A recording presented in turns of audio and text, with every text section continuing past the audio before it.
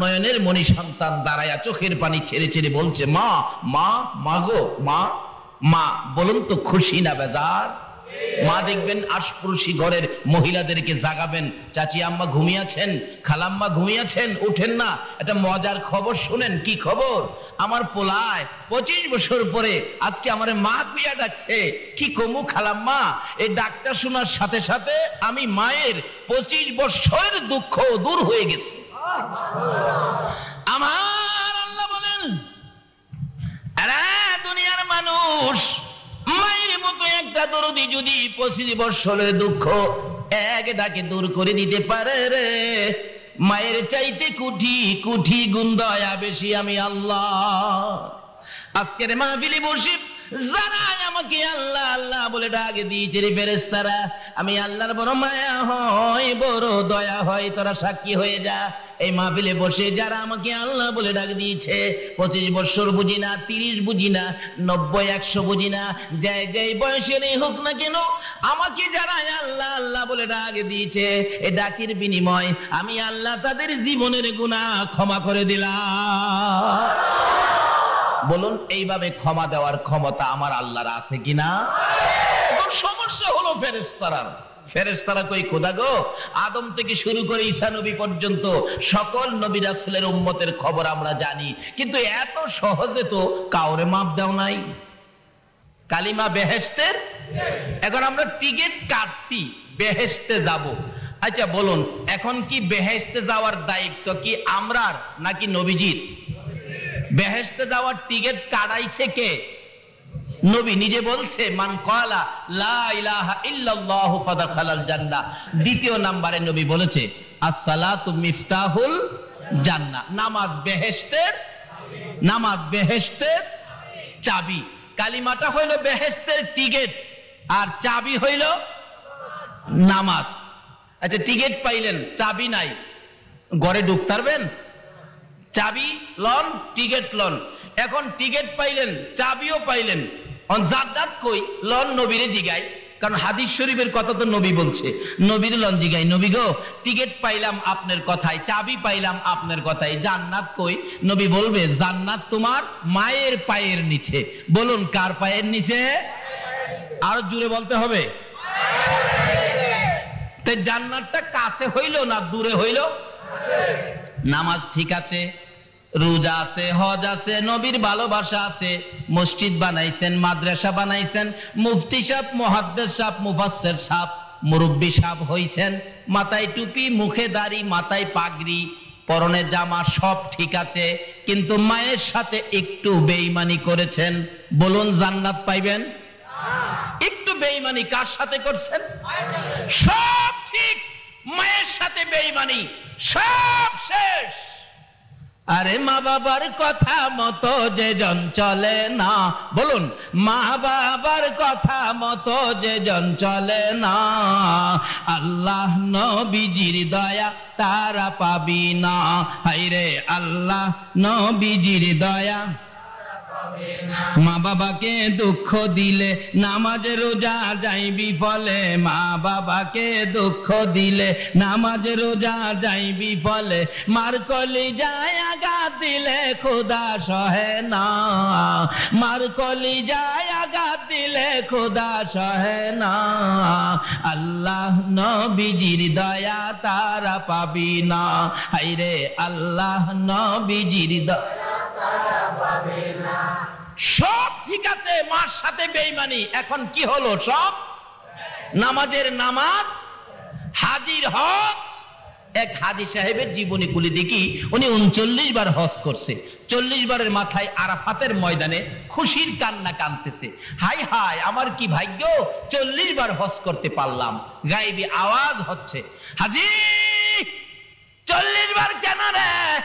40,000 বার যদি হায়াত পাইয়া হজ করো, তোমার হজ কবুল হবে না। হাজি বলেন, এ কি আশ্চর্য, কেন আমার হজ কবুল হবে না? ব্যাপারটা কি জানতে চাই। আবার গায়েবী আওয়াজ হচ্ছে, হাজী রে, একদিন তোর মার সাথে তর্কাতর্কি করে, সাধারণ ব্যাপার নিয়ে কথা কাটাকাটি করে এক পর্যায়ে রাগ হইয়া রে হাজী তোর মারে লাথি মাইরা ঘরের বাইরে ফালাইয়া দিছিলি। তোর মা গলা কাটা মুরগির মতো লাফাইয়া লাফাইয়া কলিজাটা ফাটাইয়া দুনিয়া থেকে বিদায় হয়েছিল। বিদায় মুহূর্তে আমি আল্লাহর কাছে একটা বিচারের দরখাস্ত করেছে, হাজী রে, লাঠি দিয়া মার কলিজা ফাটাইছো 40 বার কেন? 40,000 বার হজ করলেও একটা হজ কবুল হবে না। কারণ নবী বলেছে, তোমার মা বাবার চেহারার দিকে মায়ার নজরে তাকাও, তাহলে একবার তাকাইলে একটা কবুল 7টা উমরা হজের সওয়াব দেওয়া হবে। এক সাহাবী বলেন, ইয়া রাসূলুল্লাহ, আমি যদি বারে বারে তাকাই? রাসূল বলেন, তুমি যদি 100 বার তাকাও একদিনের মধ্যে মায়ার নজরে মার দিকে বাবার দিকে, তাহলে 100 কবুল হজের সওয়াব তোমাকে দেওয়া হবে। এই মারে কষ্ট দিয়া মক্কা মদিনা গেলে কোনো লাভ হবে? রাসূল বলছে, তোমার হজ তো তোমার ঘরে, তোমার হজ তোমার। এই মার কষ্ট না দিয়া মাকে খুশি করে যদি কেউ হজ করতে যান, আপনার ভাগ্য ভালো হবে। একজন হাজী সাহেব 400 জাহান্নামীকে সাফায়াত করে জান্নাতে নেওয়ার অনুমতি পাবে। কিন্তু মারে কষ্ট দিয়া না দিয়া? এখনকার যুগে ছেলেরা মারে কষ্ট দেয় কিনা বলুন তো? মার কথা শুনে না, মারে কষ্ট দেয়। বাস্তব ঘটনা, আমাদের এলাকার এক ঘটনা ঘটছিল। মা বাড়ির কাছে বিয়ে করাইলেন ছেলেকে। ছেলে তো শ্বশুর বাড়িতে যায়, মাশাআল্লাহ, শাশুড়িও খুব আদর করে। ঢাকা চাকরি করে তো 7 দিনের ছুটি নিয়ে আসছে, নতুন জামাই তো। 7 দিন থাইকা সকালবেলা ফার্স্টই বাস ঢাকা চলে যাবে। কিন্তু মা তো সকাল থেকে অপেক্ষায়, আমার ছেলে আইসা আমার কাছ থেকে বিদায় নিয়ে যাবে, আমি মায়ের পায়ে সালাম করবে। কিন্তু সকালবেলা মা অপেক্ষায়, ছেলে আর মার দিকে লক্ষ্য নাই। শাশুড়ির কাছ থেকে বিদায় নিয়ে ঢাকা চলে গেছে। যাওয়ার পথে শীতের রাত্র ছিল, কুয়াশার মধ্যে, রাস্তার মধ্যে বাড়ির থেকে 30 কিলোমিটার দূরে যাওয়ার পরেই ট্রাকের সাথে বাস মুখামুখি সংঘর্ষ, 7 জন লোক মারা গেল, তার মধ্যে এই ছেলেটাও মারা গেছে। আচ্ছা বলুন তো, রাস্তাঘাটে কোনো বিপদ যদি সন্তানের হয়, আগে খবরটা কে পায়? আরো আস্তে কোন কে পায়? মা ফজরের নামাজ পড়ে বিছানায় বসে বসে কান্দে, কলিজা মানে না, কেন জানি কলিজায় আগুন। একটু পরে ঘর থেকে বাহির হইয়া রাস্তায় দাঁড়ায় কান্দে। পাড়া প্রতিবেশী মহিলারা প্রশ্ন করে, মা হইয়া এইভাবে কেন কাঁদতেছেন? জবাব দেন, মা দুঃখিনী। আরে মহিলারা, পাড়া প্রতিবেশী না, কেন জানি আমি মার কলিজায় আগুন জ্বলতেছে। 30 কিলোমিটার দূরের খবর, মার কাছে আইছে কিনা? মা রান্না করে যায় না, রান্নাও করে না, কোনো কাজ করতে পারতেছে না। নাস্তার সময় পার হয়ে যায়, নাস্তাও মা খায় না, খালি কান্দে। মহিলারা জিজ্ঞেস করলে জবাব দেন, কেন জানি রে, আমার কলিজায় আগুন জ্বলছে। একটু পরে অ্যাক্সিডেন্টের লাশগুলি টাইনা টাইনা বাহির করে, লোকটার পকেটে ভিজিটিং কার্ড ছিল, কার্ডের মধ্যে ঠিকানা পাইয়া লোকেরা টাকা উঠাইয়া কাইটা দিয়া প্যাকেট করে 200 টাকা ভ্যান গাড়ি ভাড়া করে উঠাইয়া দিয়ে লাল নিশান লাগাইয়া ভ্যান গাড়ি যাইতেছে লাশ লইয়া। বাড়ির কাছাকাছি যাওয়ার পর প্রশ্ন করলেন, ভাই সাহেব দাঁড়ান, দেখেন তো ঠিকানাটা চিনেননি? মন্নান লোকের নাম, বাড়িটা কোথায়? ওই লোকটা বলেন, কি হয়েছে? অ্যাক্সিডেন্টে মারা গেছে। লোকটা বলতেছে, ও ভ্যান গাড়ির ড্রাইভার, ওই যে দেখো মোড়ের মধ্যে দাঁড়ায়া মহিলাটা কাঁদতেছে, এই মহিলাটা মন্নানের মা লাগে। ভ্যান গাড়ির ড্রাইভার চোখের পানি ছেড়ে ছেড়ে কান্দে আর ডাকে, মন্নান রে, তোর মা কেন রে রাস্তায় দাঁড়ায়া কান্দে? বলুন তো, 30 কিলোমিটার দূরের খবর মার কাছে আসছে কিনা? এই মারে কষ্ট দিও না, আমার নবীর শাফায়াত নসিব হবে না। দুঃখিনী মা রাস্তায় দাঁড়াইয়া কান্দে। ভ্যান গাড়িওয়ালা ওই মায়ের পাশে যাইয়া ডাকতেছে, আপনি কেন কান্দেন? আপনার ছেলের নাম কি মন্নান? হ। ভ্যান গাড়িওয়ালা চোখের পানি ছেড়ে দিলেন, মন্নানের মা আর কেঁদো না, এই যে তোমার মন্নান কাইত্তার প্যাকেটের মধ্যে অ্যাক্সিডেন্টে তোমার মন্নান মারা গেছে। সঙ্গে সঙ্গে মা বেহুশ হইয়া জ্ঞান হারা হইয়া চিত হয়ে জমিনে পড়ে গলা কাটা মুরগির মতো নাচতেছে, বেহুশ হয়ে যায়, জ্ঞান ফিরতেছে না। লোকেরা লাশটা নামাইয়া খুইলা দেখে মাথার মস্তক একবারে বাহির হইয়া সারা শরীর রক্তে লাল লাল হইয়াছে, জিহ্বাটা বাহির হইয়ে পড়ে আছে। মা মা বেহুশ হইয়া পড়ে আছে। মন্নানের খবর শুনে মাথায় পানি দিচ্ছে। কিছুক্ষণ পর মার জ্ঞান যখন ফিরে গেছে, মা একটা চিৎকার মেরে ডাকে, ও আমার পাড়া প্রতিবেশীরা, ও আমার লোকেরা, আমার একটু জায়গা দে, আমি আমার মন্নানকে মন ভরে দেখবো। লোকেরা যখন সরে গেলেন, দূরে দূরে সরে গিয়ে রাস্তা করে দিলেন, দুঃখিনী মা দৌড়াইয়া যাইয়া মন্নানের দিকে তাকাইয়া দেখে রে রক্তে লাল হয়ে আছে, জিহ্বাটা বাহির করে দিছে। দুঃখিনী মা মৃত সন্তান আঞ্জায়া ধরে বুকের মধ্যে লাগাইয়া দুই গালের মধ্যে চুমাইয়া চুমাইয়া মা দরদি মন্নানের জিহ্বাটার মধ্যে চুমাইতেছে। বাবা মন্নান রে, কেন আমি মায়ের দোয়া নিয়ে গেলি না? আজকে তুই বিদায় হয়ে গেলি, আমারে কি মা বলে আর ডাকবি না? আমি মা কার ডাক শুনে কলিজার আগুন নিভাবো। মরা ছেলে বুকে লইয়া, মৃত ছেলে বুকে লইয়া মা কান্দে। শাশুড়ি দূরে দাঁড়াইয়া নাকে কাপড় দিয়া রাখছে। যেই মা মৃত ছেলে বুকে লইয়া কান্দে গো, এই মার কলিজায় যারা আঘাত দিয়েছ, নামাজ রোজা হজ যাকাত মক্কা মদিনার ইমাম হইয়াও আল্লাহর জান্নাতে জায়গা হবে না। আমার আল্লাহ বলেছে নবীর কথা মানো। নবী বলেছে কালিমাটা বেহেশতের টিকেট, নামাজ বেহেশতের চাবি। উম্মতেরা রে, টিকেট লইয়া চাবি লইয়া কই যাবি? যারে তোর মার পায়ের নিচে যা, তোর মায়ের পায়ের নিচে তোর জান্নাত। আল্লাহ বলেছে নবীর কথা মানার জন্য। নবী বলেছে মায়ের পায়ের নিচে জান্নাত। বলুন কার পায়ের নিচে? এই মায়ের খেদমত করা দরকার আছে কিনা? এই মাকে কষ্ট দিলে নবীরে পাবেন? এই মাকে যদি দুঃখ দেন নবীর শাফায়াত নসিব হবে? এখন দুঃখ দেওয়ার মতো ছেলে আমাদের বাংলাদেশে আছে কিনা? শেষ একটি ঘটনা বলেই আমি দোয়া করে দিব। একটা ছেলে হলো, মা মাত্র একটা ছেলে। ছেলেটা হওয়ার আগে ছেলেটা বেঁচে আছে, মা নাই। মা আপনাকে আমাকে পেটে নিয়ে কত কষ্ট করছে। এই মারে কষ্ট দিলে আল্লাহর আরশ মানে না, আমার নবীর শাফায়াত নসিব হয় না। আমি যে এলাকায় ইমামতি করতাম, এই এলাকার ঘটনা।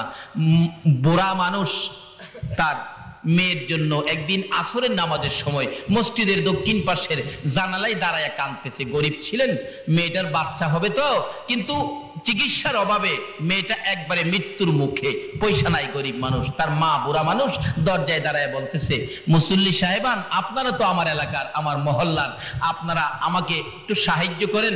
আমার মেয়েটার জন্য আপনাদের কাছে জীবন ভিক্ষা চাই। আমার মেয়েটা মারা যাবে ডেলিভারিতে, একটু সাহায্য আপনারা আমাকে করেন। আল্লাহ বলেছেন যারা অসহায় ব্যক্তি সাহায্যের জন্য হাত বাড়ায়, এই হাতের নিচে দিয়ে আমি আল্লাহর কুদরতি হাতটা বাড়াই। কিন্তু কেউ তাকে দিল না। মাগরিবের সময় সালাম ফিরাইয়া বললাম, এই লোকটা অসহায়, মহিলাটা এমন বিপদের মধ্যে সাহায্য চাইলো, কেউ দিলেন না, এটা কাজটা ভালো হলো? একজন মুরব্বী বলেন, বাবা কার জন্য কে রোজগার করে রাখছে, কে কারে দেয়? আমি বললাম ঠিক আছে, দেখি আমি ইমাম সাহেব, আমি মহল্লায় বাহির হব, দেখি আমার এনি কেউ দেয়, আমার সাথে কেউ যাবেন? ইংরেজি শিক্ষিত একটা লোক, হাই স্কুলের মাস্টার, উনি বললেন হুজুর আমি যাব আপনার সাথে। দুইজনে মিলে মহল্লার থেকে 35 কেজি চাউল তার সাহায্যের জন্য 750 টাকা উঠাইলাম। উঠায় পাঠায় বললাম হসপিটাল পাঠান। টাকার জন্য তাকে মরতে দেব না, হায়াত নাই, আমার কিছু করার নাই, আমি চিকিৎসার জন্য টাকা জোগাবো, তাকে পাঠান হসপিটালে। সরকারি হসপিটালে পাঠাইলে আমি সকালবেলা মক্তব ছুটি দিয়ে দৌড়ায় গেলাম, কি খবর দেখি। যাইয়া দেখি ডাক্তার দাঁড়িয়ে আছে, তার মা বাবা দাঁড়িয়ে আছে। জিজ্ঞাসা, ডাক্তার সাহেব কি খবর?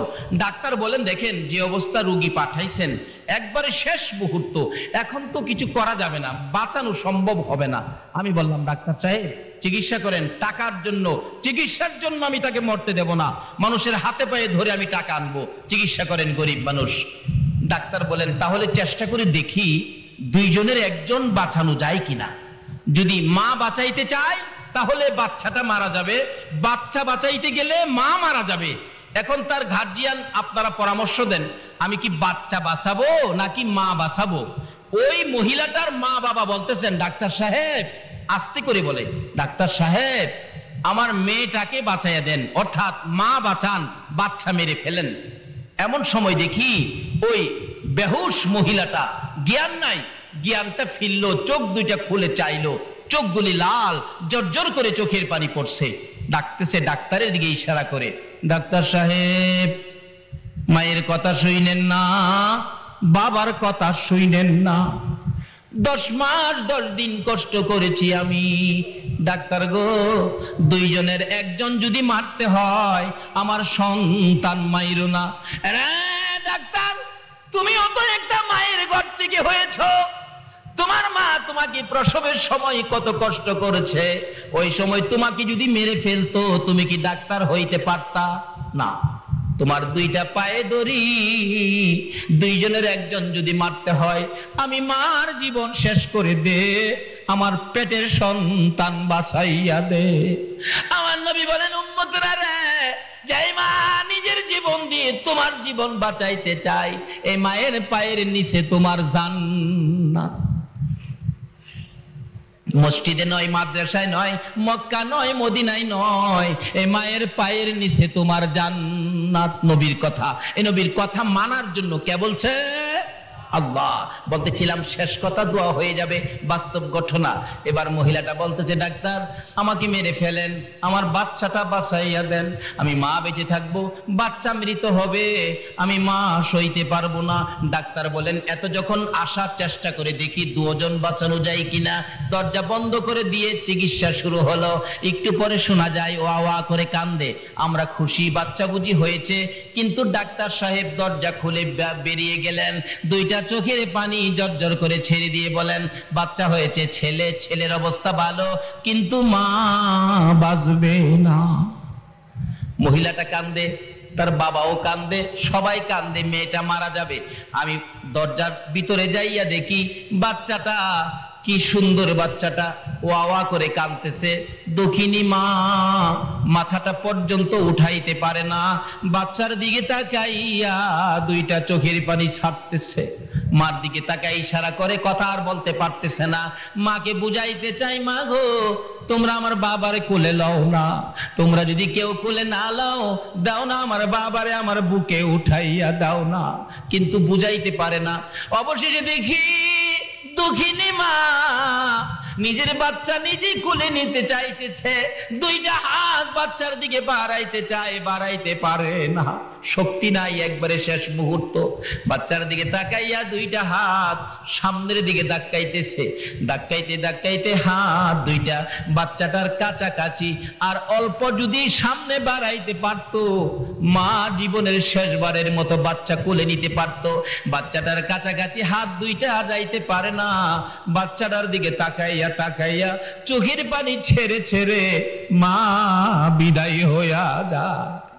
আবার নবী বলেন, উম্মতরা রে, যেই মা মৃত্যুর মুখে তোমার মতো সন্তান কোলে নিতে চায়, এই মার কলিজায় আঘাত দিও না, আমি নবীর শাফায়াত নসিব হবে না। আসুন, আমার আল্লাহ বলেছে তোমরা আমার নবীর কথা মানো। নবী এই কথাগুলো আমাদের জন্য ওয়াজ করে গেছেন। আসুন, নামাজ বেহেশতের চাবি, কালিমা বেহেশতের টিকিট, মায়ের পায়ের নিচে বেহেশত। এর মধ্যে আরেকটা ওয়াজ কোরআন শরীফে আমার আল্লাহ করেছেন, ওয়াসাইনাল ইনসানা বিওয়ালিদাইহি ইহসানা। আল্লাহ এই ওয়াজটুকু কোরআন শরীফে করেছেন মা বাবা ব্যাপারে। আবার নবীজি এই প্রসঙ্গে ওয়াজ করেছেন। কি ওয়াজ করেছেন? তোমাদের মায়ের পায়ের নিচে তোমাদের কি, মাশাআল্লাহ, জানেন, দেখা যায়, কিন্তু জানলে কি হবে? এখন তো মানে না, মানে না বিদায় আমাদের মধ্যে অশান্তি। না মানে ওলিরে, না মানে নবীজিকে, না মানে মা বাবাকে। যদি মা বাবাকে খেদমত করে মা বাবার কথা শুনে মা বাবার দোয়া নিতে পারেন, তাহলে আপনি একটা ওলি হতে পারবেন। মায়ের দোয়ায় ডাইরেক্ট ওলি হওয়া যায়। সুবহানাল্লাহ।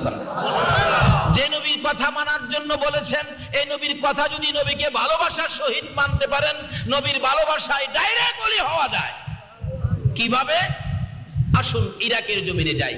কষ্ট হইতেছে আপনাদের? ইরাকের জমিনে চলুন। ইরাকের বাদশার পালিত পালোয়ান ছিলেন জুনায়েদ বাগদাদী রহমতুল্লাহ আলাইহি।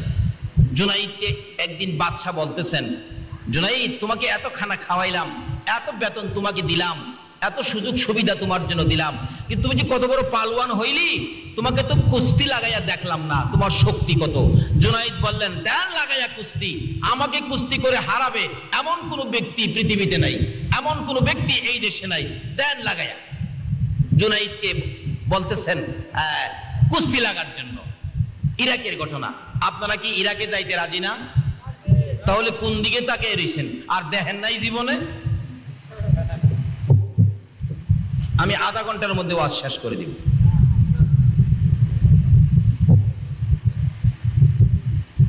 ঘোষণা করে দিলেন, আমার জুনায়েদকে যদি কুস্তি লড়ে কেউ হারাইতে পারে, বুঝার জন্য বলছি, আমাদের দেশের টাকা 10,000 টাকা পুরস্কার। এমনি আওলাদে রাসূল, যেই নবী না হইলে কিছু হতো না, এই নবীর বংশের একটা লোক বাচ্চা কাচ্চা নিয়ে খুব কষ্টের মধ্যে আছেন, না খায়া দিন কাটে, 2 দিন 3 দিন কেটে যায়, চুলার মধ্যে আগুন জ্বলে না। এই গরিবী অবস্থার মধ্যে আওলাদে রাসূল দেখতেছেন পোস্টার, জুনায়েদকে কুস্তি লড়ে হারাইতে পারলে 10,000 টাকা পুরস্কার। আওলাদে রাসূল বাদশার কাছে হাজির হয়ে বললেন, হে বাদশা, আমি তোমার জুনায়েদের সাথে কুস্তি লড়বো। আল্লাহু আকবার বলুন। জুনায়েদের সাথে কুস্তি লড়বো।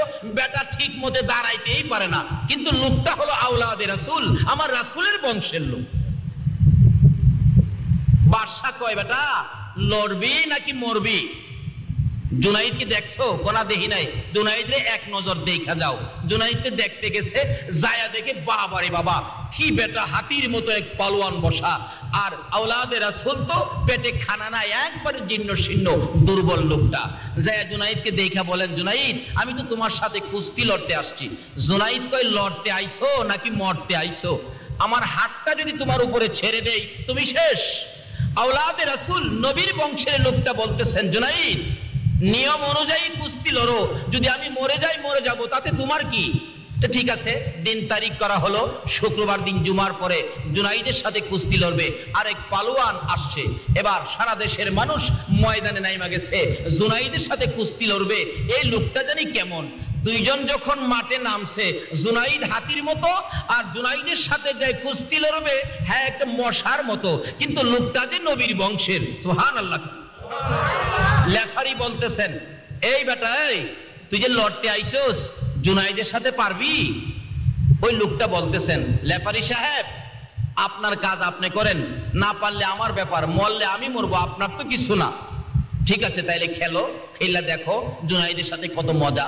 এবার আওলাদে রাসূল, আমার নবীর বংশের লোকটা জীর্ণ শীর্ণ, পেটে খানা নাই, চোখের পানিগুলি ছেড়ে দিয়ে বলতেছেন, জুনায়েদ, তোমার সাথে কুস্তি লড়ার আগে 2টা কথা তোমার সাথে বলতে চাই। সুবহানাল্লাহ। জুনায়েদ রে, 2টা কথা বলার সুযোগ দিবিনি। জুনায়েদ বলেন, কি কথা বলবেন? বলুন, অনুমতি দিলাম। লেফারি দূরে দাঁড়িয়ে আছে, জুনায়েদের কানের গোড়ায় মুখটা লাগাইয়া আওলাদে রাসূল চোখের পানি ছেড়ে ছেড়ে বলতেছেন, রে জুনায়েদ, আমারে চিনোনি? যেই নবী না হইলে জগৎ হতো না, তুমি হইতা না, আরশ কুরসি লৌহ কলম হতো না। আমি সেই নবীর বংশের লোক, আমি আওলাদে রাসূল। জুনায়েদ রে, আমার বাচ্চাগুলো না খাইয়া 3 দিন পর্যন্ত ঘুমাইতেছে, আর আমি সহ্য করতে পারি না, বাচ্চাদের মুখের দিকে তাকাইলে আমার কলিজা মানে না। রে জুনায়েদ, পারবিনি? আজকে নবীর ভালোবাসাই আমি আওলাদে রাসূলের কাছে নতি স্বীকার করে আমাকে 10,000 টাকা পুরস্কারের ভাগী করে দিতে। জুনায়েদ বলেন, লোকটা আমার কানে কানে বলতেছে, আমি তার কথাগুলি শুনতেছি, এক কানে, আরেক কানে শুনতেছি মদিনার কামলিওয়ালা নবী মদিনার থেকে ডাকতেছে, জুনায়েদ রে, পারবিনি আমার আওলাদের মুখে হাসি ফুটাইতে? সুবহানাল্লাহ। আরে জুনাইদ, পারবিনি আমার আওলাদের মুখে হাসি ফুটাইতে? পারবিনি আমি নবীকে ভালোবাসা দিতে? জুনাইদ বলেন, আমি শুনি মদিনার কামলেওয়ালা নবী মদিনার থেকে ডাকে আর আমার কানের মধ্যে লাগে, দুইটা চোখের পানি জোর করে জুনাইদ ছেড়ে দিলেন। রে লেফারি, বাঁশি বাজারে আজকে এমন খেলা হবে যেই খেলা পৃথিবীর মানুষ কোনোদিন দেখে নাই। সঙ্গে সঙ্গে লেফারি বাঁশি বাজাইলে আওলাদে রাসূল জুনাইদের গায়ে আঙ্গুল টুকুন ফিট করলে জুনাইদ ইয়া রাসূলুল্লাহ বলে চিৎ হয়ে জমিনে পড়ে যায়। আবার যখন আঙ্গুল লাগাইলেন আবার ইয়া রাসূলুল্লাহ বলে চিৎ হয়ে জমিনে পড়ে যায়। এইভাবে তিনবার জুনাইদ নদী শিকার করেছে, পুরস্কার দিয়ে দিলেন নবীর ভালোবাসা আওলাদে রাসূলকে। জুনাইদ মাথা নিচে দিয়ে নিজের বাড়ির দিকে রওনা করেছে। সঙ্গীরা বলেন, উপস্থিত জনগণ বলতেছেন, জুনাইদ বাদশার দরবারে আর যাও না, বাদশার দরবারে তোমাকে জায়গা দিবে না, মজার খানা দিবে না, মোটা অঙ্কের বেতন আর তোমাকে দিবে না, এই বাদশার দরবারে তুমি যাইতে পারবে না। জুনাইদ দুইটা চোখের পানি ছেড়ে ছেড়ে কান্দে। রে মাঠের লোকেরা, ও জনগণ শোনো, আমি আর এই বাদশার দরবারে যাইতে চাই না, আমি দুজাহানের বাদশার দরবারে রওনা হয়েছি। আল্লাহ ইয়া গাউসুল আজম জিন্দাবাদ। মাশাআল্লাহ। আসুন, দয়ার নবী মায়ার নবীর ভালোবাসায় ডাইরেক্ট ওলি হওয়া যায়, এটাই আমি আপনাদেরকে বুঝাইতে চাইলাম। এবার আওলাদে রাসূলকে ভালোবাসা দিয়ে পুরস্কার দিলেন। জুনাইদ নিজের আমিত্ব, নিজের আধিপত্য বিলীন করে দিলেন। নিজের বাড়ির দিকে যাচ্ছে আর চোখের পানি ছেড়ে ছেড়ে ডাকতেছে আর গুনগুন করে কাঁদতেছে, ইয়া রাসূলুল্লাহ, ইয়া হাবিবাল্লাহ, ইয়া রাসূলুল্লাহ,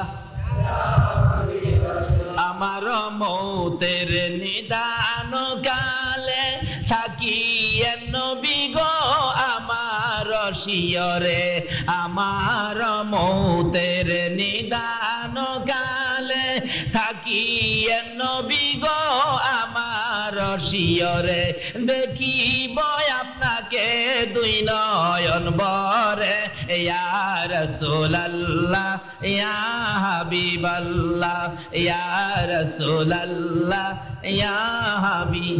এইভাবে জুনাইদ কানতে কানতে নবী নামের জপনা জপতে জপতে বাড়িতে ঢুকে গেলেন। এশারের নামাজ পড়ে জুনাইদ বিছানার মধ্যে শুয়ে শুয়ে ডাকে, দয়ার নবী, মায়ার নবী গো, ও আমার প্রাণের নবী। এইভাবে ডাকতেছে, চোখের মধ্যে ঘুম আসে, আবার একটু পরে সজাগ হয়ে যায়, ঘুম আসে একটু যায়। এমন সময় দেখে উম্মতের কান্ডারি আর মদিনার রওজার মধ্যে শোয়া নয়। সুবহানাল্লাহ। দয়ার নবী মায়ার নবী মদিনার রওজার থেকে উঠে জুনাইদের ঘরে হাজির হইয়া যায়। ছেড়ে দে নৌকা মাঝি যাব মদিনায়, বলুন না, ছেড়ে দে নৌকা মাঝি, মদিনাতে কান্দে নবী উম্মতের মায়ায়, মদিনাতে কান্দে নবী উম্মতের মায়ায়, ছেড়ে দে নৌকা মাঝি যাব মদিনায়, ছেড়ে দে নৌকা মাঝি। নবী মদিনাতে আছে শুইয়া গুনাহগার উম্মতের মায়া, মদিনাতে আছে শুইয়া গুনাহগার উম্মতের মায়া, সেই নবীরই প্রেমে সবাই পাগল হও না, সেই নবীরই প্রেমে সবাই পাগল হও না, ছেড়ে দে নৌকা মাঝি যাব মদিনা, ছেড়ে দে নৌকা মাঝি। আল্লাহ নামের বর্ষা করি সারলাম নবীর প্রেমের তরি, বলুন, আল্লাহ নামের বর্ষা করি সারলাম নবীর প্রেমের তরি, দয়াল নবীর রওজা খানি আমায় দেখাও না, দয়াল নবীর রওজা খানি আমায় দেখাও না, ছেড়ে দে নৌকা মাঝি যাব মদিনা, ছেড়ে দে নৌকা মাঝি। খালি মুখে মুখে কইবেন নাকি আল্লাহ তৌফিক দিলে মদিনা যাইবেন? মদিনা যাইবেন? মদিনা গেলে একটা সদাই পাবেন মদিনার মার্কেটে, যেটা পৃথিবীর কোনো মার্কেটে পাওয়া যায় না, আউট অফ মার্কেট। একটাই সদাই, একটাই মার্কেট, এটা হলো মদিনা। সদাইটা কি? রাসূল বলেছে, বলবো? রাসূল বলেছে, মানজারা কবরি ওয়াজাবাত লাহু শাফাতি, যারা আমি নবীর রওজাটাও জিয়ারত করে গেছে তাকে শাফায়াত করে জান্নাতে নেওয়া আমি নবীর উপর ওয়াজিব হয়ে গেছে। মদিনার রওজা জিয়ারতকারী একটা মানুষ দেখা যেই কথা, একটা জান্নাতি মেহমান দেখা সেই কথা। যদি আল্লাহ তৌফিক দেয় যাবেন নি মদিনা? ও বাবা যুবকেরা, এখন থেকে সিগারেট না খায়া, আইসক্রিম না খায়া 2 টাকা 1 টাকা করে জমা করো মদিনার উদ্দেশ্যে। যদি তোমার ক্ষমতা নাও হয়, একদিন মদিনার কামলেওয়ালা নবী তোমার ভাঙ্গা করে স্বপ্নে দেখা দিয়ে যাবে। আল্লাহ আমাদেরকে সেই জায়গায় কবুল করুন, সকলে বলুন আমিন। বলতেছিলাম জুনায়েদ বাগদাদী বলেন, আমি তো আমার ঘুমের ঘরে ঘুমিয়ে আছি, আমি দেখি মদিনার কামলেওয়ালা নবী আয়েশা আমারে ডাকতেছে, আরে জুনায়েদ, আল্লাহু আকবার, জুনায়েদ আজকে খেলার মাঠে কি খেলা খেলেছো? আমি নবী মদিনায় শুয়ে থাকতে পারলাম না। জুনাইদ রে আয় আমার পাশে আয়, আজকাল থেকে তুই পালোয়ান জুনাইদ নয়। নবীজি একটা রুমাল মুবারক জুনাইদের মাথার মধ্যে পেঁচাইয়া বাঁধতেছে আর বলতেছে, আজকাল থেকে তুমি আউলিয়াদের মাথার তাজ, তাজুল আউলিয়া জুনাইদ। নবীর ভালোবাসায় ডাইরেক্ট ওলি হওয়া যায়। জোরে জোরে কন্যা সুবহান। ইয়া রাসূলুল্লাহ জিন্দাবাদ, জিন্দাবাদ, জিন্দাবাদ। মাশাআল্লাহ। বলতেছিলাম ওলি হইতে গেলে রাস্তাগুলি কত যে সহজ। নবীর ভালোবাসায় ডাইরেক্ট ওলি হওয়া যায়। আরেকটা ওলি হওয়ার রাস্তা হলো মায়ের দোয়ায়। বলুন কার দোয়ায়? আরো জোরে বলুন কার দোয়ায়? কোরআন শরীফে মায়ের ওয়াজ করেছেন, বাবার ওয়াজ করেছেন আমার আল্লাহ। ওয়াসাইনাল ইনসানা বিওয়ালিদাইহি ইহসানা। আল্লাহ ওয়াজ করেন আমরা যেন আমাদের মা বাবার সাথে ভালো ব্যবহার করি। বলুন মা বাবার সাথে কি ব্যবহার? আচ্ছা এখন কি মা বাবার সাথে ভালো ব্যবহার আছে? আমি যে এলাকায় ইমামতি করতাম, এটা ময়মনসিংহ বাজিতপুর এলাকায়, আপনার বাজিতপুর, হ্যাঁ মাশাআল্লাহ, এ ভাই সব চিনে দেখা যায়। বাজিতপুর ইমামতি করতাম তো, এক মজার ঘটনা। বাপ বেটায় ঝগড়া লাগছে। বাবা ঝগড়া লাগে ছেলেরে বলতেছে, তোমাকে সেটআপ। পুলাই বাবারে কো আপনারে ডবল সেটআপ। আসেনি এই যুগ অহন বর্তমানে? অথচ মা বাবার সাথে কি ব্যবহার! আল্লাহু আকবার। কোরআন শরীফ খুলে দেখুন, মা বাবা যদি তোমাকে মারে, মা বাবার সামনে উহ আহ এহ উহ ই এরকম করে কান্নাকাটি করো না, তোমার মা বাবা কষ্ট পাবে। মা বাবা মারলে দূরে গিয়া কাঁদো, সামনে না। নামাজ পড়বেন, রোজা রাখবেন, হজ করবেন, যাকাত দিবেন, নবীর আশিক হবেন, ওলির পাগল হবেন। যদি মার সাথে বেঈমানি করেন তাহলে সব শেষ। সব কি শেষ?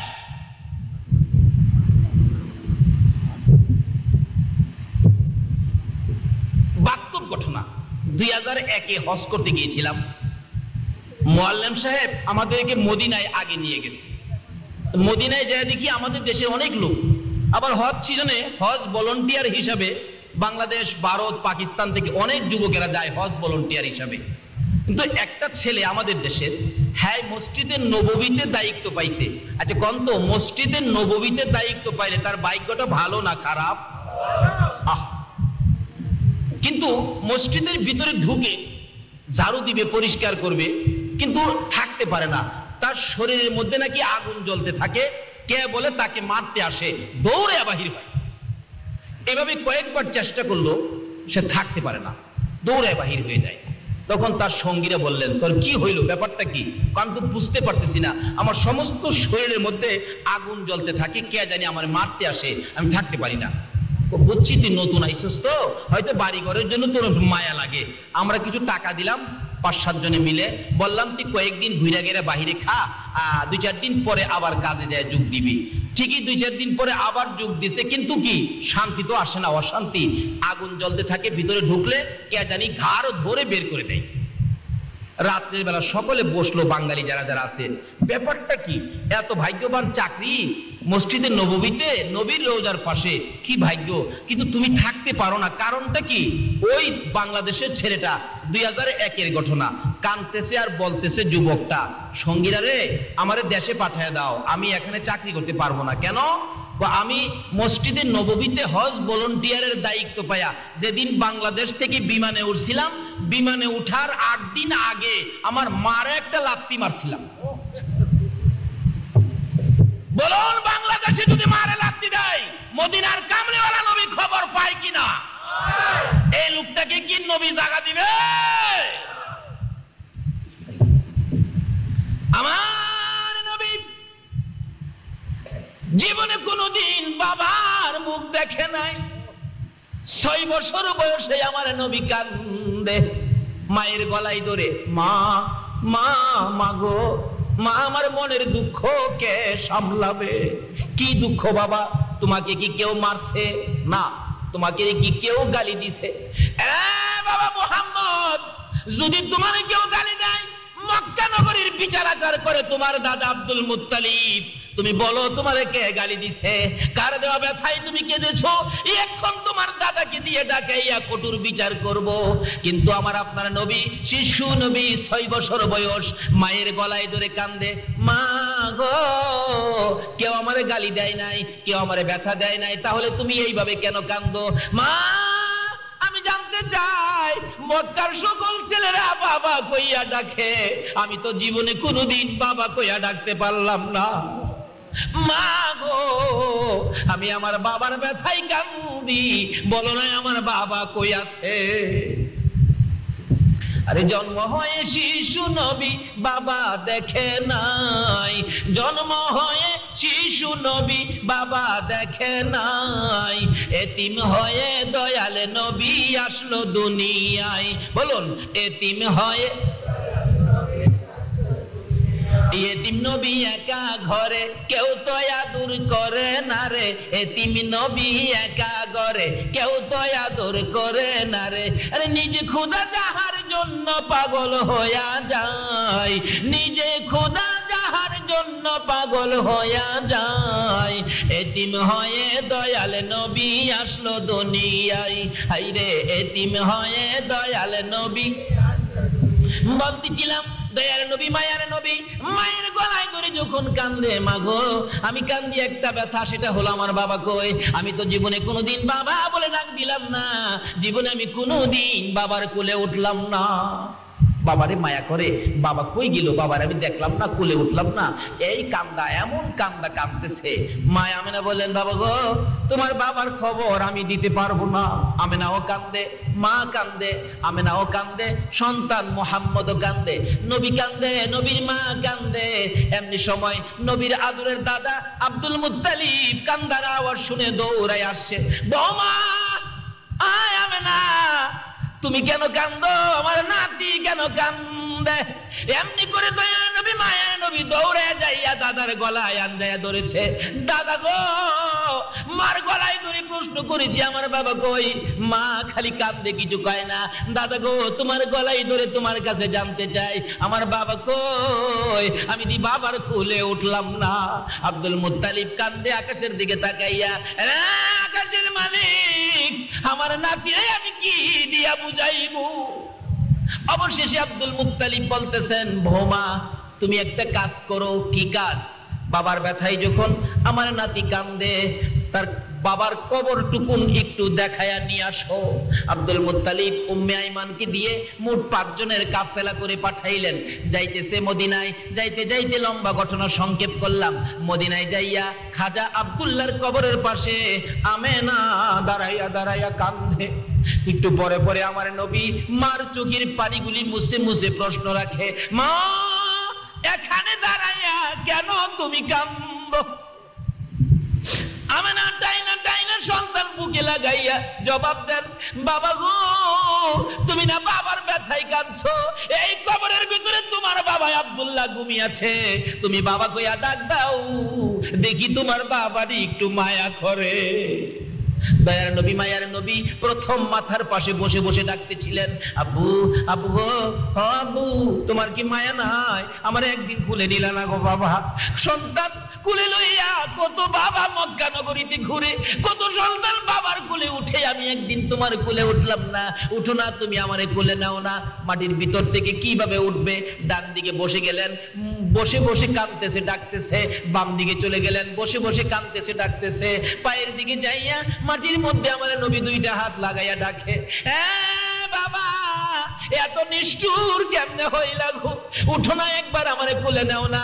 কিতাব বলেন খাজা আব্দুল্লাহ কবর থেকে ডাকতেছে, রে আকাশের মালিক, জমিনের মালিক, হায়াতের মালিক, মওতের মালিক, আমার বাবা মোহাম্মদ, বাবা কইয়া কাঁদতে আমি সইতে পারি না, আমার কবরের মাটি সরাইয়া দে, আমি আমার বাবারে একবার কুলে লইয়া দেই। আমার আল্লাহ বলেন, না না এ খাজা আব্দুল্লাহ, তোমার কুলে নিতে হবে না, তুমি ঘুমিয়ে থাকো। তোমার এতিম সন্তানকে তামাম পৃথিবীর মানুষের কাছে আমি আল্লাহ পৌঁছে দিব, দেখাইয়া দিব, বলে দিব। যদি এতিম বলেও যদি তোমার এতিমকে যদি কেউ ভালোবাসে, ও খাজা আব্দুল্লাহ, আমি আল্লাহ কথা দিলাম, এই এতিম বলে যদি কেউ এতিম নবীকে ভালোবাসে, আমি আল্লাহ তারে ভালোবাসবো। জোরে জোরে কন্যা সুবহানাল্লাহ। আমার নবী কাঁপতেছে, কিন্তু কই মাটি কাঁপতেছে, খাজা আব্দুল্লাহ কোলে নিল না। অবশেষে মা আমেনা টাইনা টাইনা কোলে লইয়া ডাকতেছে, মা ডাকতেছে, বাবারে এইভাবে আর কাঁদলে কি লাভ হবে? আমার আল্লাহ বলেন, বন্ধু গো, যেইভাবে তুমি বাবার কবরে কাঁদছো, এইভাবে তোমার উম্মতেরা যদি বাবার কবরে যাইয়া কান্দে, কথা দিলাম এক ফোঁটা চোখের পানি যদি তোমার মতোই আমারে কোন সন্তান বাবার জন্য দেখাইতে পারে, এই চোখের পানির বিনিময়ে তার বাবাকে আমি জান্নাতে পৌঁছাইয়া দেব। নবী মায়ার নবী মার কুলে উঠে গেল, মা টাইনে টাইনে কুলে লইয়া রওনা হলেন মক্কার দিকে, আবার চলে আসবেন। আবওয়া নামক স্থানে আসার পর আমেনা ডাকতেছে, উম্মে আইমান রে, আমি হাঁটতে পারি না, আমার তো জ্বর আইসা গেছে, তাবু টানাও। তাবু টানাইলে তাবুর ভিতরে শুইয়া আমেনার জ্বর খালি বাড়তে থাকে, শরীরের অবস্থা খুব খারাপ হয়ে গেলে দুইটা হাত বাড়াইয়া ডাকতেছে, আমেনা, উম্মে আইমান কই রে, আমার মোহাম্মদ কই, আমার বুকে উঠাইয়া দে। দয়ার নবী মায়ের নবী শিশু নবীকে আমেনা কোলে লইয়া দুইটা কানে চুমাইয়া চুমাইয়া ডাকে, বাবা মোহাম্মদ, বাবা খুঁজতে যাইয়া আজকে বুঝি মা হারাইয়া ফেলবা, আমার মন বলে আমি বাঁচবো না। দয়ার নবী মায়ের নবী মার দুই গালে চুমাইতেছে, মা গো এমন কথা বলো না, তুমি যদি মরে যাও আমি কার সাথে ঘুমাবো? কে আমারে বাবা কইয়া ডাকবে? কে আমারে আদর করবে? কে আমারে মায়া করবে? আমি কারে মা বলে ডাকবো? এবার উম্মে আইমান বলে, না আমার পাশে আও। টাইনা টাইনা কোলে নিলে এবার দেখা যায় আমিনার চোখগুলি যেন নড়তেছে, বিদায় হয়ে যাবে। দৌড়ায় যাইয়া আমার নবী শিশু নবী মায়ার নবী দয়ার নবী মায়ের গলায় আঞ্জায়া ধরেছে। এবার সন্তান বুকে লইয়া মা আমেনাও বিদায় হইয়া যায়। দয়ার নবী কান্দে, বাবু আমার কি বানাইলা গো আল্লাহ, একদিকে বাবা নাই, মার মুখে ঘুমাইতাম, আমার মাও দুনিয়া থেকে বিদায় হয়ে গেছে। আমার আল্লাহ বলেন, বন্ধু গো, মা হারা কোন সন্তান যদি তোমার মতো এইভাবে কাঁদে, মায়ের কবরে যাইয়া যদি কাঁদে, কথা দিলাম তোমার মতো এক ফোঁটা চোখের পানি যদি আমার মায়ের জন্য দেখাইতে পারে, সন্তানের চোখের পানির উসিলাই তার মা বাবার কবর জান্নাতের বাগান বানাইয়া দেব। আমার নবী এইভাবে তরিকা আমাদের সামনে রাস্তাগুলি খুলে দিয়ে গেলেন। যদি আমরা মার সাথে বাবার সাথে ভালো ব্যবহার করি, দুনিয়াতে একটা ওলি হইতে পারবো। মায়ের দুয়াই ওলি হওয়া যায়, নবীর ভালোবাসায় ওলি হওয়া যায়, ডাইরেক্ট ওলি হওয়া যায়। আসুন সংক্ষেপ আলোচনা বলতেছিলাম, দয়ার নবী মায়ার নবীকে কোলে লইয়া উম্মে আইমান দাসী মক্কার দিকে রওনা হলো। বহুদিন পার হয়ে গেলে আব্দুল মুত্তালিব ঘুমায় না, রাত্র হলে খালি ছটফট করে। বহুদিন হলো আমার আদরের নাতি মক্কা থেকে মদিনা গিয়েছিলেন, এখন পর্যন্ত কেন আসে না? মদিনার কাছাকাছি, মদিনার থেকে বিদায় হইয়া উম্মে আইমান মুহাম্মদকে কোলে লইয়া যখন মক্কার কাছাকাছি আইসা গেল, আব্দুল মুত্তালিব দেখে 5 জনের কাফেলা করে পাঠাইলাম, কাফেলার মধ্যে একটা লোক কম দেখা যায়, ডাকতেছে, ও আমার ছেলেরা বেরিয়ে যা, দেখ কাফেলা মহিলার মধ্যে লোক একটা কম দেখা যায়। আমার মন বলে রে আমার আদুরের বৌমা বুঝি দুনিয়ায় না। খবর পাঠাইলে খবর একটাই পাওয়া গেল, আদুরের বৌমা দুনিয়ায় নাই। কাছাকাছি আসার পর আমার নবী দাদাকে দেখে দূর থেকে হাত বাড়াইয়া ডাক পড়ছে, দাদা গো আমার কে কুলে নিবে গো দাদা, আমার মা নাই বাবাও নাই, আমার কে আদর করবে? দাদা হইয়া দুইটা হাত বাড়াইয়া ডেকে ডেকে বলতেছেন, আয় আমার কোলে আয়, আমি যতদিন বেঁচে থাকবো আমি তোর বুকে রাখবো রে, আমি তোর কোলে রাখবো রে নাতি। তার জীবনী লিখে মাঝে মাঝে আব্দুল মুত্তালিব বলেন, রাত্রের বেলা নাতি যখন আমার কাছে ঘুমাইতো মাঝে মাঝে আমার গলায় ধরে মা মা কইয়া বাবা বাবা কইয়া চিৎকার মারতো। আমি কোলে লইয়া আবার ঘুম পাড়াইয়া বলতাম, নাতি রে ঘুমা রে, তোর মা নাই রে, তোর বাবা নাই। এইভাবে মা হারা বাবা হারা হইয়া আমার নবী কত কান্দা কাঁদছে। এই নবীর উম্মত যদি হও, যদি নবীর কথাগুলি মানো, মায়ের কবরে যাও বাবার কবরে যাও, যদি মা বাবা দুনিয়ায় না থাকে, আর যদি মা বাবা দুনিয়ায় থাকে মা বাবার খেদমতে চলে যাও। কই যাবেন? মা বাবা দুনিয়ায় থাকলে কই যাবেন? মা যদি বলে বাবা আমার জন্য 2টা আপেল আইনো, কি বলেন আনতে হবে কিনা? এখনের পোলাপান আনতে রাজি না, দমক মারে, টাকা নাই। অথচ 100 টাকার সিগারেট খা, মার জন্য 2টা আপেল আনতে পারে না বাঙালি। এই জাতের সন্তান আছে কিনা দুনিয়াতে বলুন তো?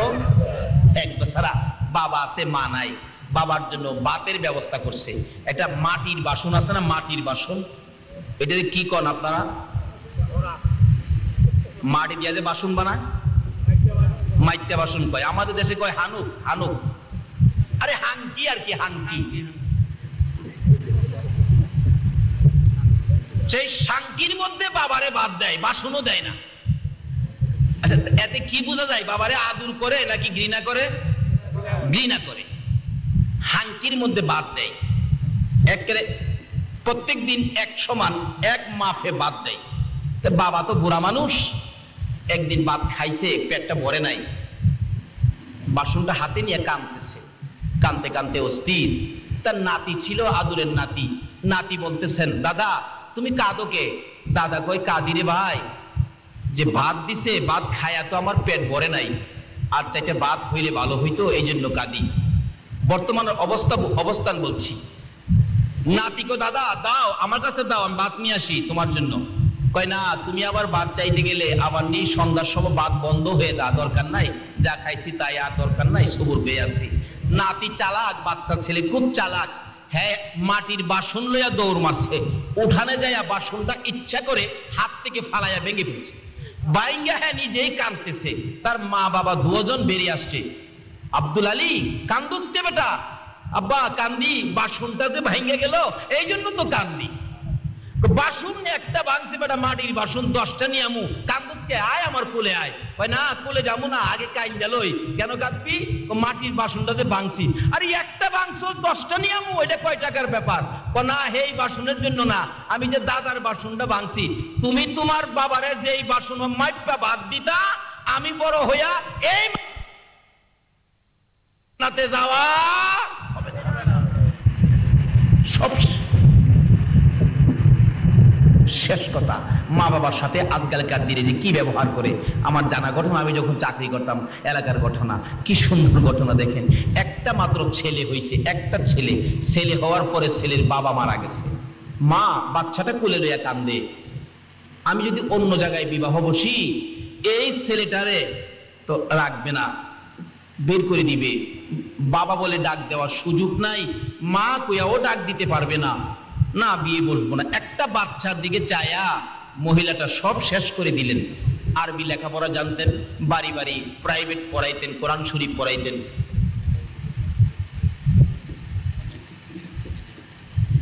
পাইছে এটা আবার সিলিপও দিছে, আবার সিলিপ দিছে চট্টগ্রাম, এটা কইবার নেই।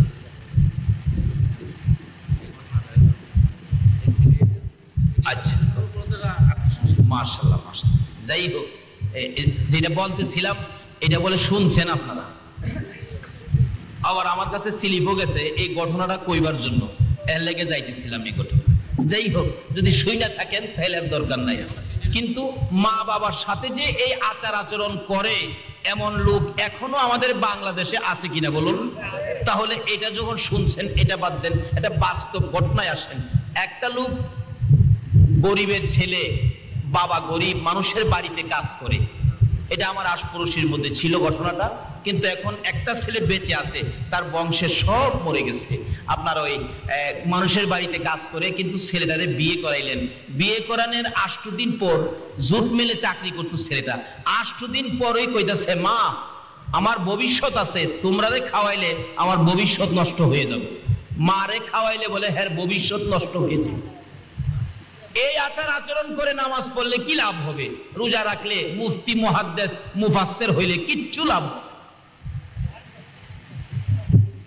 মা বাবার মন খুশি না করে আপনি মসজিদে যাবেন, নামাজ পড়বেন, আল্লাহ আল্লাহ রাসূল খুশি হবে না। মা বাবার মন খুশি না করে আপনি মসজিদ বানাবেন, মাদ্রাসা বানাবেন, কিচ্ছু লাভ হবে না। এই ছেলেটা বলতেছেন, মা আমার ভবিষ্যৎ আছে, আমি আর তোমাদেরকে খাওয়াইতে পারবো না। মা বলেন, বাবা আজকেই এই কথা বললি আমারে খাওয়াইতে পারবি না? তোর বাবা কত কষ্ট করে তোরে বড় করেছে, লালন পালন করেছে, আমারে খাওয়াইতে পারবি না? না পারবো না। অবশেষে কি করবে? আলাদা হয়ে গেছে, জুট মেরে চাকরি করে, সাপ্তাহিক বেতন পায়। এই দিয়া কিছু রুজি রোজগার মোটামুটি ভালো। দুইজন মানুষ তো কিছু টাকা আয় থাকে, কিছু জমি জমা রাখলেন বন্ধক। এই জমি জমার উপর কিছু ধান, 20 থেকে 25 মণ ধান তার ঘরের মধ্যে জমা হয়ে গেছে। খাওয়ার পরে 20 মণ 25 মণ ধান। তার বাবা অসুস্থ, মানুষের কাজে যাইতে পারে না। অবশেষে ছোট্ট আরেকটা ভাই ছিল, পেটের খিদায় কাঁদতেছে, 2 দিন 3 দিন হয়ে গেল, ঘরে খানা আনতে পারে না। বাবা তো অসুস্থ, খানা আনবে কে? রোজগার করিয়া তো কেউ নাই। বাচ্চাটা বলতেছেন, আম্মা আমার বড় ভাইয়ের ঘরে ধান আছে, ধান নিয়ে আসো। আব্বা কাজে গেলে এই কাজের টাকা দিয়া তুমি ধান কিনা বাইরে দিয়া দিও। মা ছোট বাচ্চার দিকে তাকাইয়া বড় ছেলের কাছে বলতেছেন, বাবা 10-এর দান দিবি? 10-এর দান তোর বাবা সুস্থ হইলে, রোজগার করলে তোর দান কিনা তোরে দিয়া দিব। মা দান চাইছে, পোলাই কয় আচ্ছা আমি বুঝা দেখি দেওয়া যাইবে কিনা। মা দান চাইলে যার বুঝবার বাকি থাকে, বলুন তো নামাজ পড়া কি বেহেশতে যাইতে পারবে? রাসূল বলছে বেহেশ কার পায়ের নিচে। আর এই রাসূলের কথা মানার জন্য কে বলছে? ওমা ইউতির রাসূলা ফাকাদ আতা আল্লাহ। আল্লাহ বলছে তোমরা আমার রাসূলের কথা মানো। দান চাই, মা দান চাইছে, হের বুঝবার বাহির হইছে। আচ্ছা বলুন তো কার সাথে বুঝতেছে? বাড়িওল নেই, যায় কয় মা তো 10-এর দান চাইছিন, দেওয়া যাইব?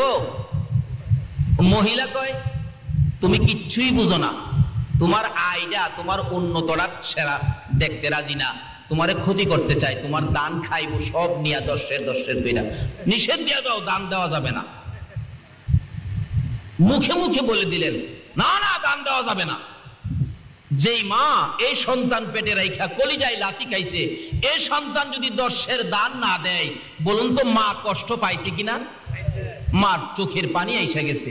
বাবারে কত প্রস্রাব পায়খানা সাফ করছি, রাত্রে রাত বিজার জায়গায়, তোমার প্রস্রাবের বিজা জায়গায় আমি ঘুমাইছি, তোমারে শুকনার মধ্যে রাখছি।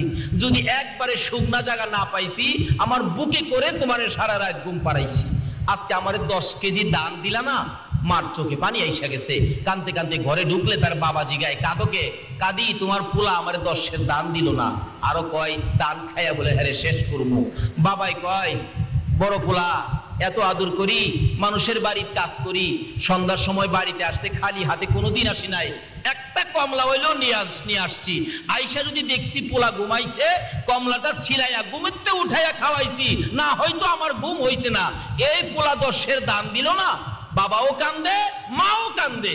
আমার আল্লাহ কয় আর কান্দিস না, তোদের চোখের পানি তোর সন্তানের জন্য গজব বানাইছি। আচ্ছা বলুন তো, মা বাবার চোখের পানি যদি সন্তানের জন্য গজব হয়, এই গজবতে বাঁচাইবার ক্ষমতা পৃথিবীর কারো আছে? কোন আলেম উলামার আছে? পীর সাহেবের আছে? গজব আজ থেকে 30 বছর আগে কথা বলছি, 30-31 বছর আগের কথা। গজব কি গজব? লোকটা খালি খুসখুস করে কাশে, মানুষে কয় তোমার কি হলো, ডাক্তার দেখাও। ডাক্তারের কাছে যাওয়ার পরেই ডাক্তার বলেন আপনি দূরে থাকেন, আপনার যক্কা হয়ে গেছে, যক্কা। তখনকার সময় যার হয়তো যক্কা তার নাই রক্ষা। ওষুধ ছিল না তখন, এখন তো ওষুধ বাইর হইয়া সর্দির মতো হয়ে গেছে। এবার বাস্তব ঘটনা বলছি। তারপরে ডাক্তার বলেন আপনার ওষুধ নাই, আপনি বাড়িতে চলে যান। ডাকতেছেন, ডাক্তার সাহেব বাড়িতে চলে যান, আপনার যক্কা হয়ে গেছে। বাড়িতে দেয়া খালি চোখানি মুছে। বিবি সাহেবা জিগাই কাদকে ডাক্তার কি কইছে? আরে ডাক্তার তো কইছে। কি কইছে? কয় না। কি কইছে কও? ডাক্তার কইছে আমার বলে যক্কা।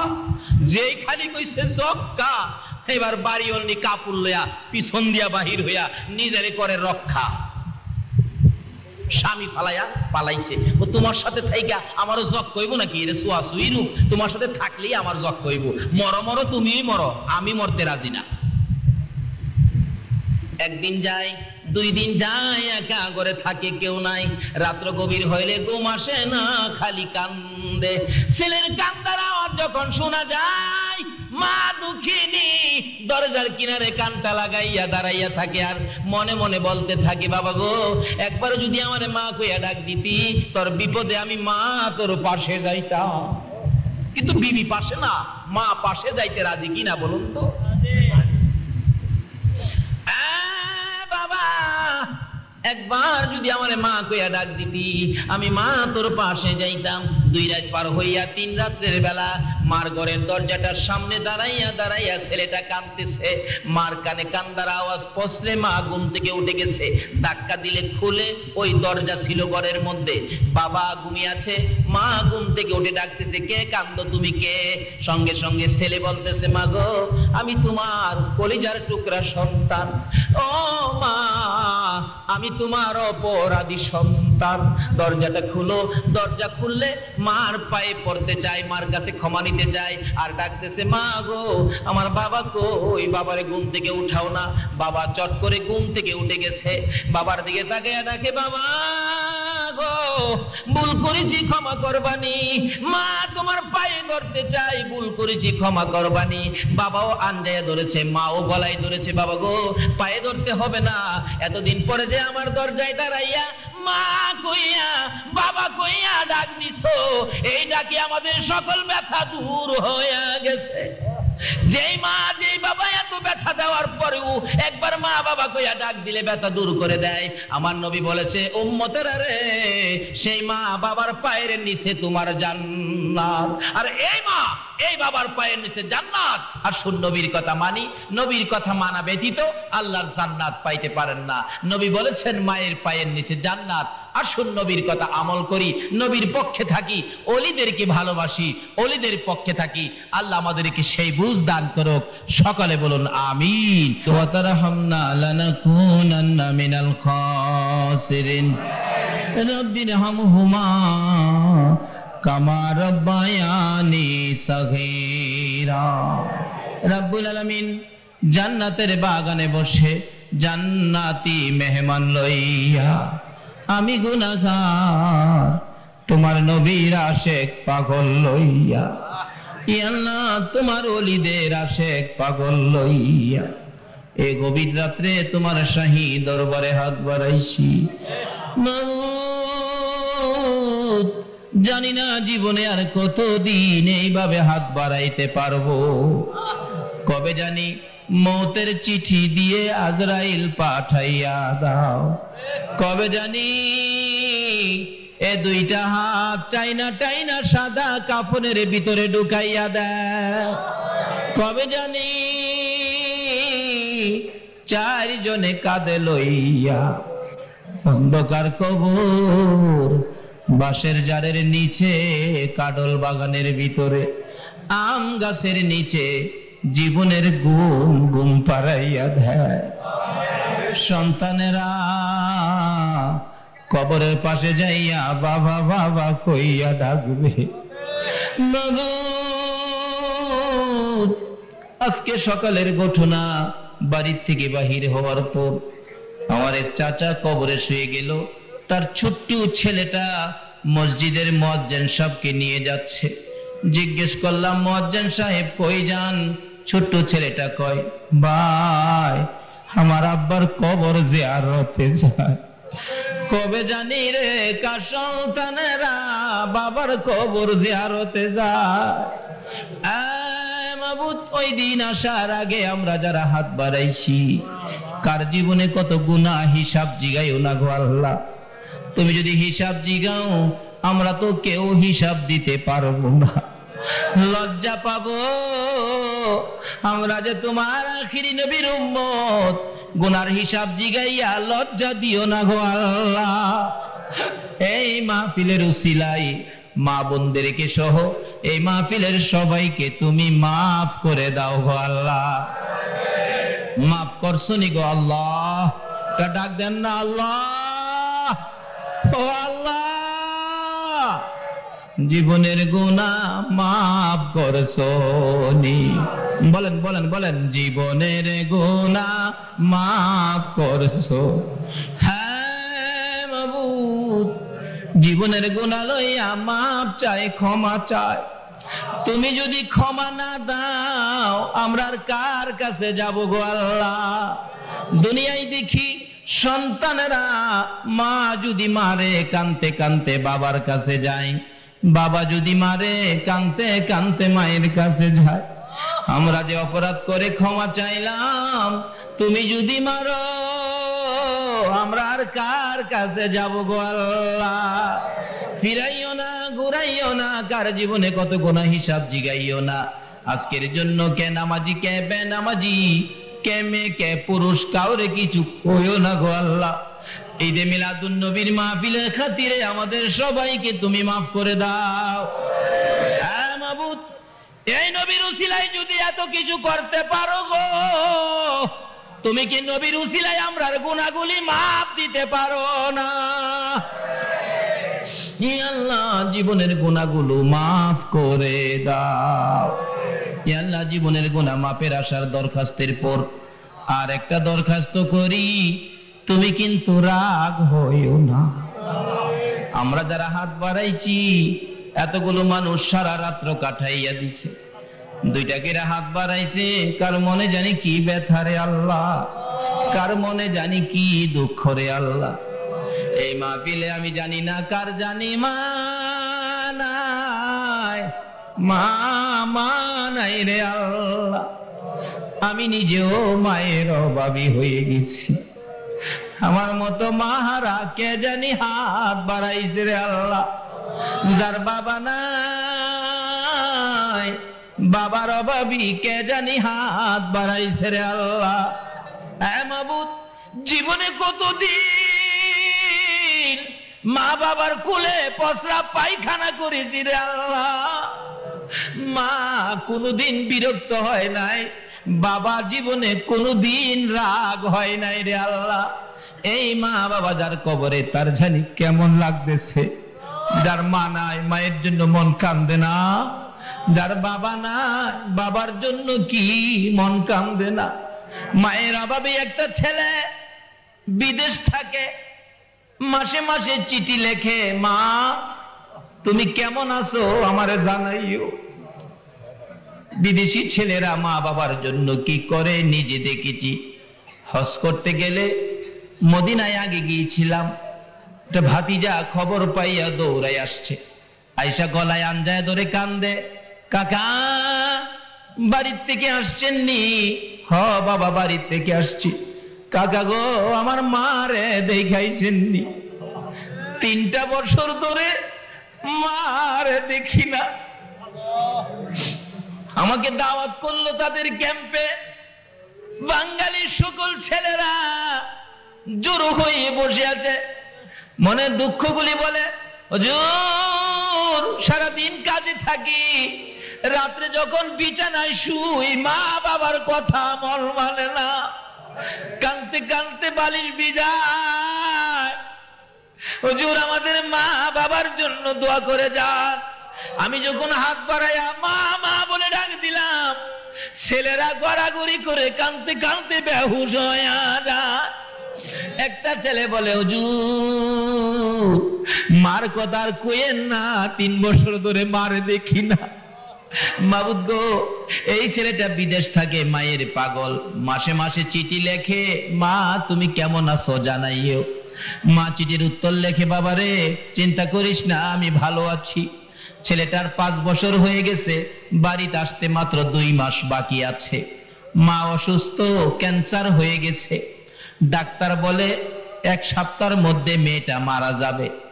বাড়িতে যাইয়া রাত্র হইলে কান্দে, বাবা আব্দুর রহমান 2 মাস পরে তুমি আসবে, আমি তো বলে 1 সপ্তাহের মধ্যে মারা যাব রে বাবা, তুমি তো মায়ের মুখ আর দেখবি না।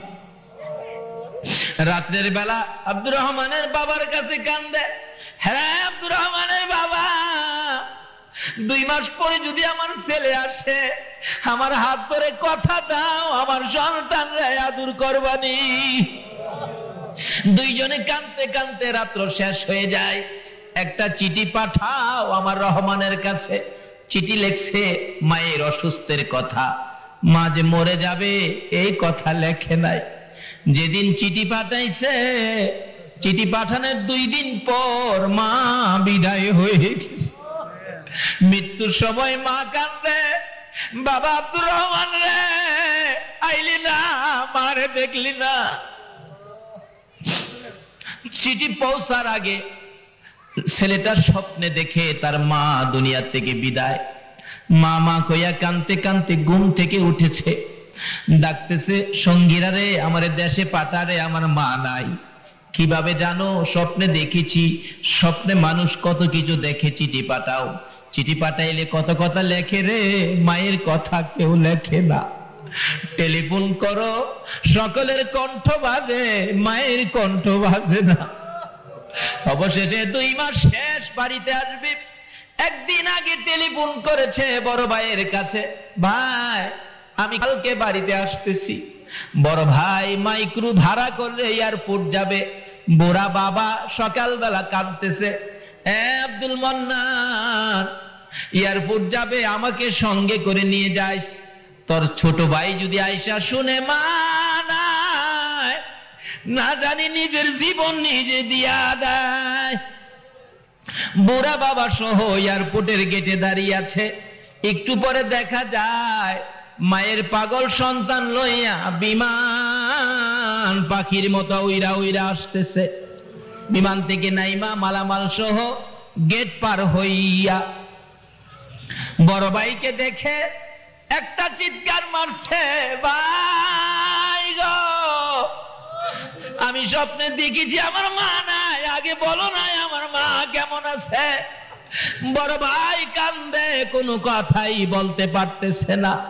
অবশেষে বাবার পায়ে পড়ে গেছে। বুড়া মানুষ, বাবা বাবা গো আমার মা কেমন আছে গো বাবা। বাবা কিছু কয় না, খালি কান্দে, বাবা গো বুঝেছি আমার মা বুঝি দুনিয়ায় নাই। বুড়া বাবা বলেন, গাড়িতে আসো, বাড়িতে যাইয়া দেখবি তোর মা কেমন আছে। গাড়ির মধ্যে উঠে মাইক্রো যখন টান দিল, একটু পরেই ডাকতেছে, আব্বু আব্বু গো আমার আম্মু কেমন আছে, আপনারা কেন বলেন না। বাবার চোখের পানি জোর জোর জোর জোর করে পড়তেছে।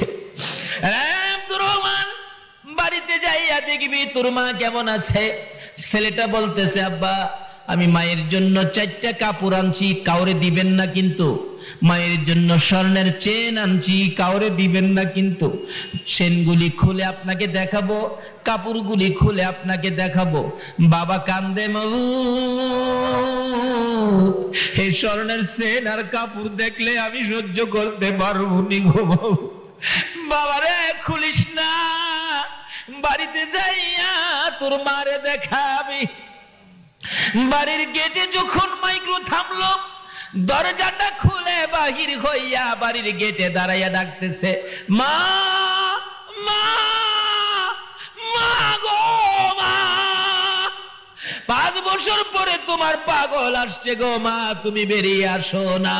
শত শত মহিলারা চোখে পানি লইয়া কান্দে, মার মুখ দেখা যায় না। অবশেষে চাচি দৌড়ে এসে ভাতিজার গলায় ধরছে, বাবা আব্দুর রহমান রে এইভাবে আর মা মা কইয়া কান্দিস না, তোর মা দুনিয়ায় নাই রে, আমার মা ডাকিস, আমি তোরে মায়ের মতো আদর করবো রে বাবা।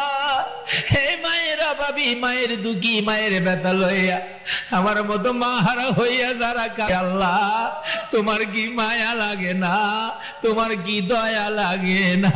এই মুহূর্তে ওই সকল মা বাবার কবর জান্নাতের বাগান বানাইয়া দাও। মা বাবা যারা দুনিয়াতে আছে হায়াত বাড়াইয়া দাও। মা বাবা কেমন জিনিস বোঝার তৌফিক ছেলে মেয়েদেরকে দান করে দাও। ইয়া আল্লাহ আমার আব্বার হায়াত বাড়াইয়া দাও। দাদা দাদি, নানা নানি, শ্বশুর শাশুড়ি, আলিয়া ওলাদ, বংশধর, মুরব্বী, পাড়া প্রতিবেশী, খাস করে এই এলাকার জমিনের নিচে যত মুসলমান ঘুমিয়েছে, নবীর আশেক ঘুমিয়েছে, সকলের কবর জান্নাতের বাগান বানাইয়া দাও। খাস করে মাহফিল কমিটির যুবক ভাইদেরকে তোমার দরবারে তুলে ধরলাম। এই যুবকদেরকে নবীর আশেক পাগল হিসাবে কবুল করে নাও মাবুদ গো। এই যুবকদের আলিয়া ওলাদ, বংশধর, মুরব্বী, খানদানবাসী, পাড়া প্রতিবেশী, মহব্বতী যারা কবরে মাহফিলের উসিলায় সবাইকে তুমি মাফ করে দাও। ইয়া আল্লাহ বিদেশিরা দোয়া চাইছে, যারা বিদেশ থাকে সহি সালামতে রাখো গো আল্লাহ। ইয়া আল্লাহ যারা বিদেশ যাবে তাদের মনের আশা পুরা করে দাও গো আল্লাহ। মাবুদ যারা অভাবী, অভাব দূর করে দাও। যারা বিমারি, বিমার শেফা করে দাও। যারা ঋণগ্রস্ত আছে ঋণ থেকে মুক্তি দিয়ে দাও। যারা নামাজি, নামাজ কবুল করে দাও। যারা নামাজ পড়ে না, নামাজের বুঝ দান করে দাও। এই মাহফিলের সকলের গলায় নবীর প্রেমের মালা পরাইয়া দাও মাবুদ গো। এই মাহফিলের সবাইকে তুমি তওয়াফে বাইতুল্লাহ, জিয়ারতে রওজায়ে রাসূলুল্লাহ নসিব করে দাও। মদিনা যদি যাইবার তৌফিক না দাও, মদিনাওয়ালারে একদিন ঘুমের ঘরে স্বপ্নে দেখাইয়া দাও। নবীজিকে স্বপ্নে না দেখাইয়া এই মাহফিলের কাউকে তুমি আজরাইলের হাতে তুলে দিও না গো আল্লাহ। মাবুদ আজকের মাহফিলের সওয়াব এই এলাকার সকল ওলিদের রুহে পৌঁছাইয়া দাও। ওলিদের রুহানি ফায়েজ আমাদের সবাইকে তুমি নসিব করে দাও মাবুদ রে। কষ্ট করে যারা এত রাত পর্যন্ত বসে আছে সকলকে তুমি কাল কিয়ামতে নবীর কুদারায় উঠাইয়া ফুলসিরাতের ফুল পার করে দিও গো আল্লাহ। হে মাবুদ আমাদের সকলকে বেশি বেশি করে নেক হায়াত বাড়াইয়া দাও। যারা ব্যবসা করে ব্যবসায় বরকত দাও। যারা চাকরি করে পদোন্নতি দান করে দাও। যারা গৃহস্থী করে জমির ফসলে বরকত লাগাইয়া দাও গো আল্লাহ। মাবুদ মা বোনদেরকে রাবিয়া বস্তির মতো বানাইয়া দাও গো আল্লাহ। হ্যাঁ মাবুদ কাল কিয়ামতে খাতুনে জান্নাত ফাতেমা তুজারের সাথে হাসর নসিব করে দিও গো আল্লাহ। ইয়া আল্লাহ যুবকদেরকে তুমি হাসাইন আর হুসাইনের পাশে দাঁড় করাইয়া দিও। বুড়া বুড়া বাবাদেরকে আবু বকর সিদ্দিকের পাশে দাঁড় করাইয়া দিও। কচি কচি বাচ্চাদেরকে মাজ আর মুআব্বিজের পাশে দাঁড় করাইয়া দিও গো আল্লাহ। জানি না রে কবে জানি আজরাইল হাজির হয়ে আল্লাহ, কবে জানি দুইটা হাত কাফনের ভিতরে ঢুইকা যায়। ওই দিন আসার আগে তোমার নবীর সাথে স্বপ্নে দেখাইয়া দাও। তোমার নবীর স্বপ্নের দিদার দেখাইও। মওতের সময় কালিমা জবানে বাহির করে দিও। মওতের ঘাটে তোমার নবীরে পাশে দাঁড় করাইয়া দিও গো আল্লাহ। মাহফিল শেষে যারা যেখানে যাবে সহি সালামতে পৌঁছাইয়া দিও গো আল্লাহ। এই মাহফিল টুকুন তোমার কুদরতি হাতে আমানত করলাম। এই নবীর আশিক পাগলদের মাহফিল কিয়ামত পর্যন্ত কায়েম রাখো গো আল্লাহ। আসার পরে মেম্বার সাহেব, মাস্টার সাহেব বারবার বলেছে হুজুর আমার এই ছেলেদের জন্য দোয়া করবেন। মেম্বার সাহেব সহ এই কমিটির সকল ছেলেদেরকে তুমি হায়াত বাড়াইয়া দাও। যতগুলো দরখাস্ত করলাম মাহফিলের ওসিলায়, দুরুদ ও সালামের ওসিলায় সবগুলো তুমি কবুল আর মঞ্জুর করো গো আল্লাহ।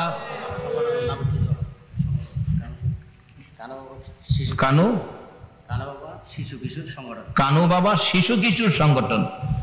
আজকের এই সংগঠনের নাম কানু বাবা শিশু কিশোর সংগঠন, কাঞ্চননগর, বাদামতল। আল্লাহ মসজিদ প্রাঙ্গণে এই মাহফিল তুমি কবুল করে লাও গো আল্লাহ, এবং এই সংগঠনটাকে তুমি কবুল করে লাও গো আল্লাহ। মসজিদের কাজ হবে, নতুন করে ভালো করে। আল্লাহ এই মসজিদ তুমি কবুল করে নাও। এই মসজিদের কাজে যারা শরীক হবে সকলকে তুমি বিজলির আকারে ফুল সিরাতের ফুল পার করে দিও। ইয়া আল্লাহ, যতগুলো দরখাস্ত করলাম সবগুলি তুমি কবুল করে নাও। وصلى الله تعالى على خير خلقه محمد وعلى آله وأصحابه أجمعين بحق لا إله إلا الله محمد رسول